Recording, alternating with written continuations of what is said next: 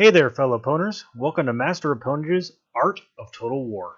Today we're going to be discussing the strengths and the weaknesses of Slingers.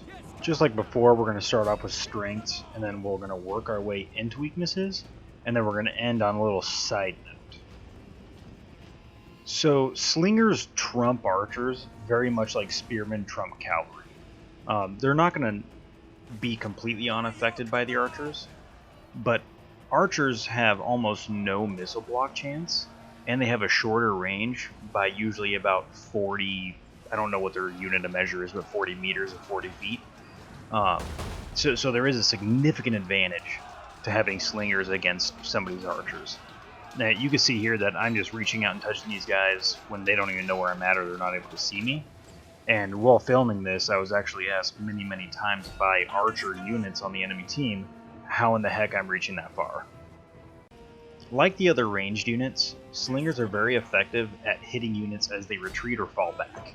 When the unit turns their back to you, their shields aren't blocking the damage, which for you means that all of the damage that you see in your stats should be applied for the most part to the enemy unit as you hit them. Another huge advantage because of this is that slingers have a massive range, so as long as friendlies keep line of sight on that unit, you're able to hit them as they fall back almost until they're completely decimated, without having to move at all. Something that slingers do extremely well is hold the high ground. A part of this is because of their extremely long range and their high spotting ability. With the help of one or two melee units, and the hope that they don't use artillery against you, with slingers, you can hold the high ground for almost an indefinite amount of time. Now, to contrast these guys with archers, one of the big things that they're able to do much better than archers is hold open ground, and that is because of their massive range. Now, this is when you know that they don't have cavalry, so I wouldn't recommend rushing out into open ground just to be able to hit things as they come up to you, because eventually they will reach you. But remember, when you are in open ground like this, skirmish early. Don't wait for them to get close before you start falling back to let your other two units fire and then what I call reverse bounding. You're going to want to do that very early. Considering your long range, you do have the time to do that, and is very effective. You're also very effective against pikemen with slingers. You have such a long range that even though you don't have the armor-piercing damage of the archers, you're still able to do significant damage before they're able to do anything, and more than likely you're going to see the pikemen retreat as soon as you start doing pretty significant damage. Something that you should be looking for as slingers is the enemy's engineers. So either way, if they're using scorpions or if their scorpions are dismantled and they're trying to lay down equipment like caltrops, barricades, and stakes. This is because you have a long view, and a lot of times what you'll see is engineers will rush to somewhere in the middle, and their main objective is to lay down traps for your team. So you're going to want to hit them as soon as you see them, just to save a lot of lives on your team. Swordsmen are very weak to slingers, and this is because of their low block chance compared to spearmen, so you should definitely make these guys a priority target when you see them coming.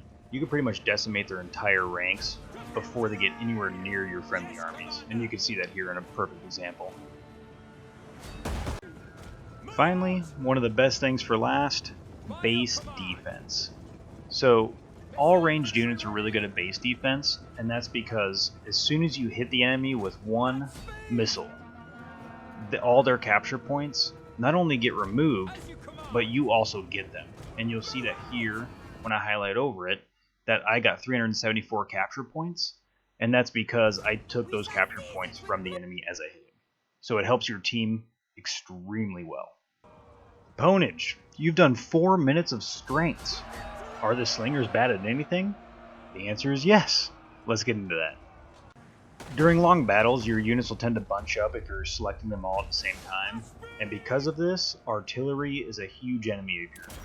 They're able to track your missile trails and pinpoint where you're at if you're not moving around.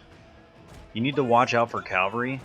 Their goal is to kill you, archers, javelin men, and finally artillery. So they're looking for you. You need to look out for them and avoid them at all costs.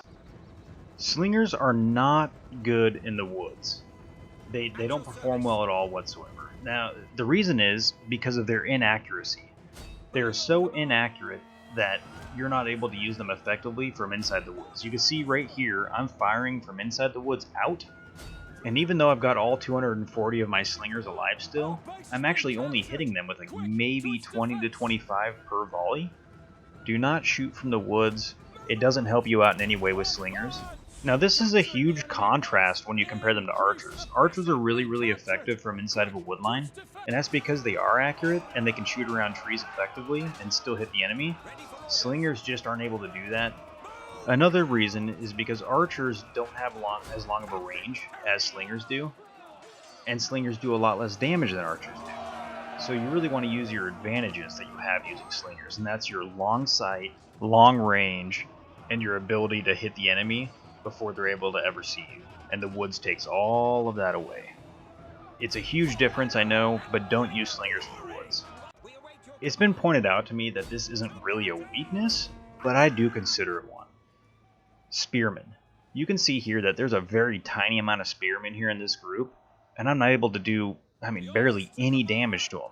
They're just so good at shrugging off ranged damage that it's not worth your time to sit there and pelt them for the next 2 minutes to effectively get no points. You are much more useful to your team elsewhere, where you're actually to gain some points for your team. Lastly, and most importantly, you need to realize that slingers are highly inaccurate. I know I covered that a little bit when talking about the woods, but you can see here that there was a spear unit all the way to the left of all of our friendly units, and as soon as I fire at them, I'm hitting a ton of my friends which are on the right side. Which leads into the last really big point about inaccuracy. You're not designed to finish off a unit. You're not accurate enough to finish off a unit effectively.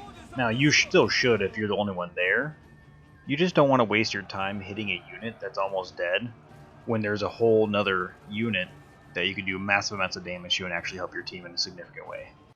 Just stay away altogether from shooting into a melee.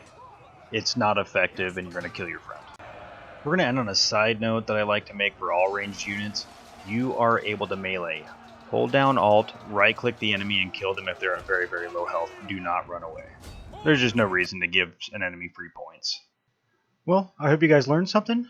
Please subscribe if you enjoyed the video, and I'll catch you guys next time.